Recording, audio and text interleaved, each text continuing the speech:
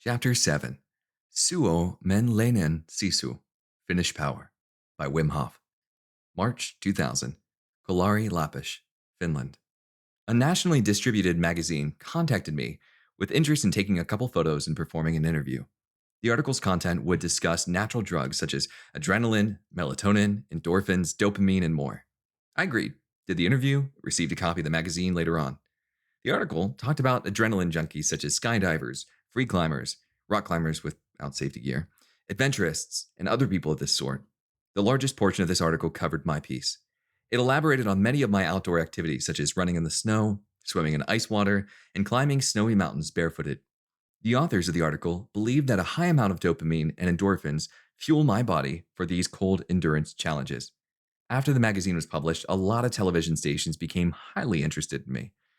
They thought that they could create a good television special by recording me perform the activities mentioned in the magazine article.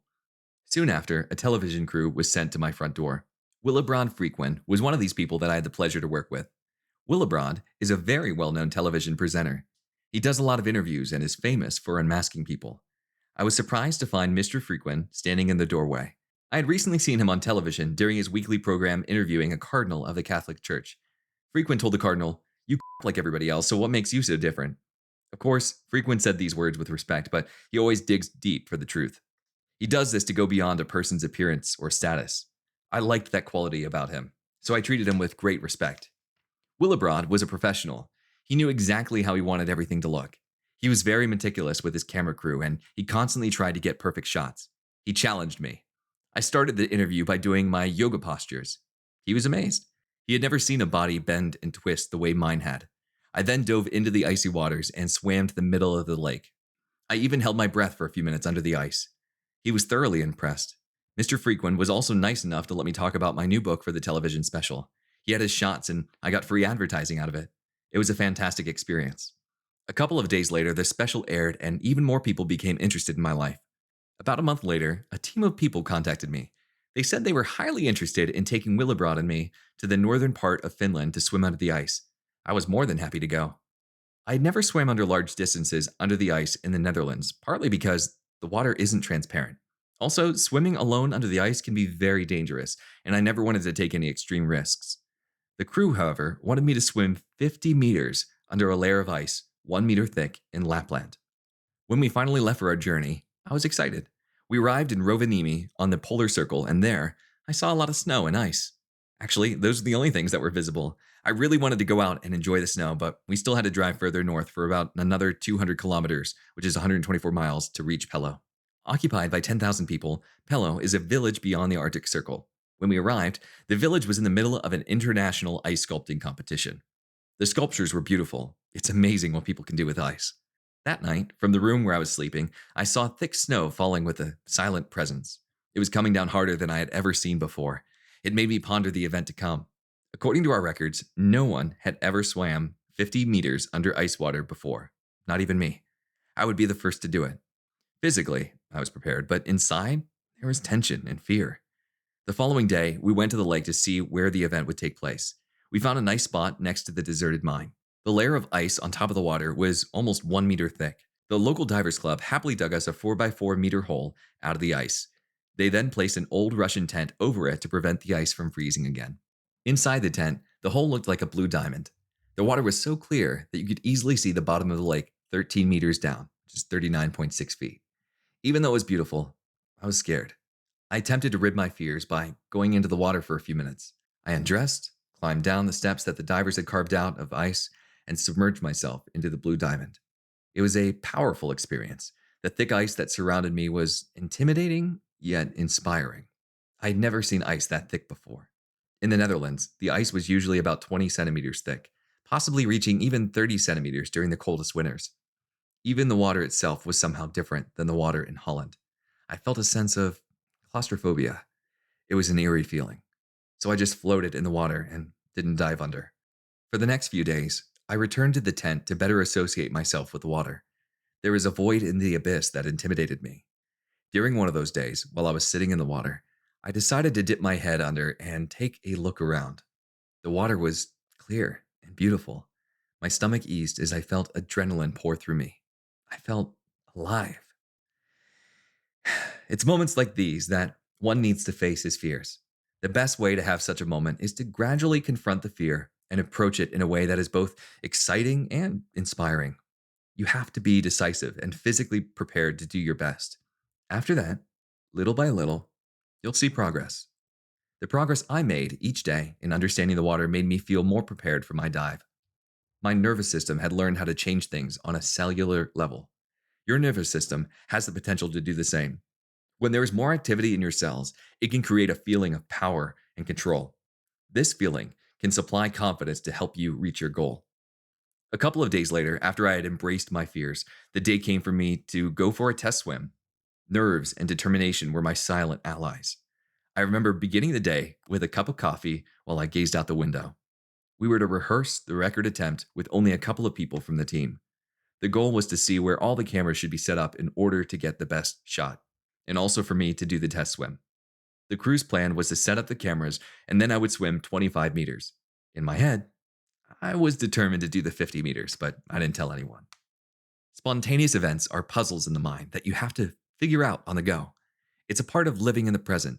You have to be at your best and be alert to potential mistakes, because in the moment, the mind and its thinking process are one. You have to be ready to mold yourself to whatever life gives you. To be ready, you must be alert within. When we arrived at the frozen lake, we discussed the way things were going to happen. Inside, remember, I was plotting how I was going to achieve 50 meters on the practice swim, not just the 25. Nobody noticed that my mind was elsewhere. I kept to myself. A few minutes later, everyone was at their posts. The cameras were ready, and it was almost time for me to attempt my dive. During my final moments of preparation, I went within. You cannot be more ready for your challenge than when you trust yourself and your actions. And I did. I began my breathing exercises and drew more oxygen into myself.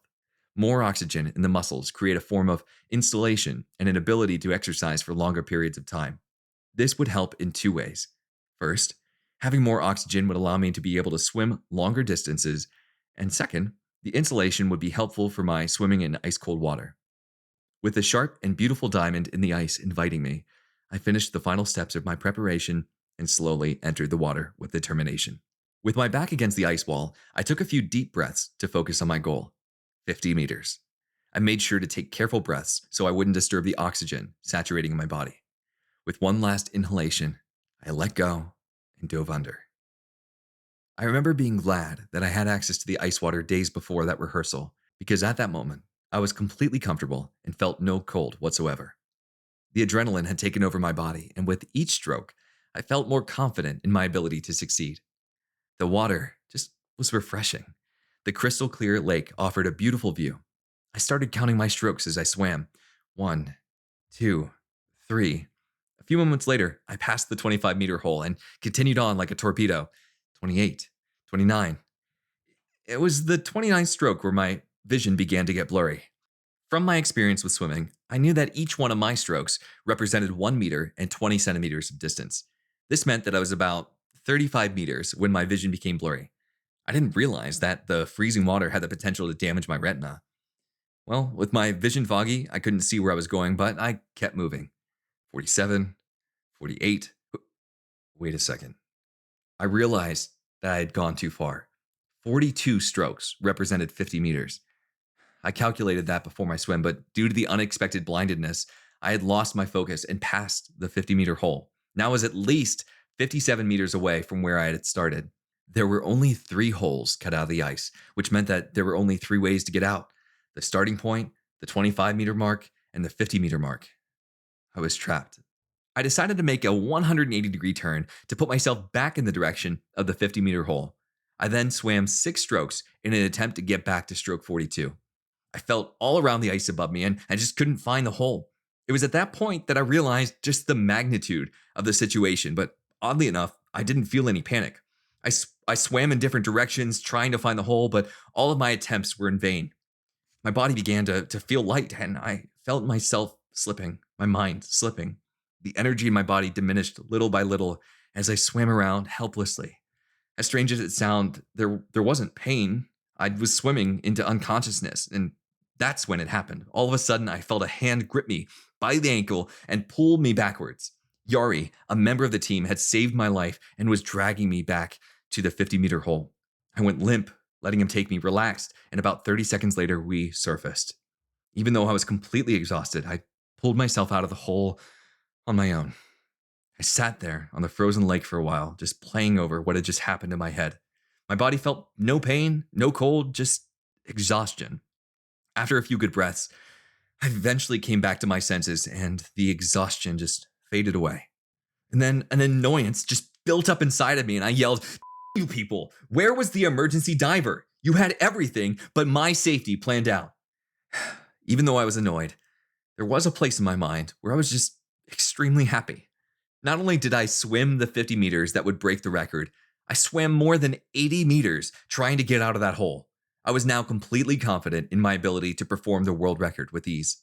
As I looked into the eyes of death, I had overcome my fear once again. I thought to myself, wow, what a powerful experience. We then packed our things into the car and made our way back home. The next morning, when I woke up, I was completely at ease. Due to the events that had happened the day before, I figured nothing else could go wrong. I had swam 80 meters before I began to pass out. 50 meters should be a piece of cake. Everyone's attention was focused on making beautiful footage for the event. When I arrived at the site, they had a heated tent set up for me. The tent was more than I needed, as I prefer to do things my own way, so I just sat on the ground and took notice of everyone else around me. The tension was high, like it usually is when there are expectations to fulfill. Everyone was working on something different. They were preparing the cameras, setting up the angles, and checking the water. They all were making preparations to make sure that the event ran smoothly. And so did I. I stayed there on the ground for a bit, meditating and focusing on the events to come. After some last minute preparations by the crew, the time of action arrived. The divers, who'd be watching over my safety underwater, dove in. They opened the flap to the old Russian tent and told me that they were ready to go.